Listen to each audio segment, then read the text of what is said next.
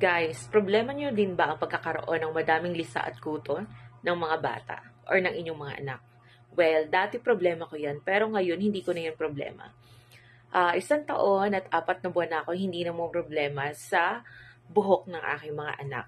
Ano yung solusyon o ano ba yung ginamit ko? Ito guys, ang ginamit ko, ang Quell shampoo na available sa mga butika. Guys, paano nga ba gamitin itong Quell shampoo? So, pwede nyo itong ilagay directly sa inyong buhok or pwede nyo rin naman yan dagdagan ng konting tubig. Hindi nyo nga pala to guys uubusin ha.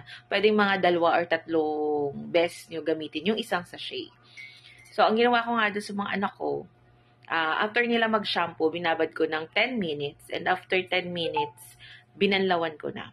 And sinuyudan ko sila as in tinanggal ko lahat ng kuto nila.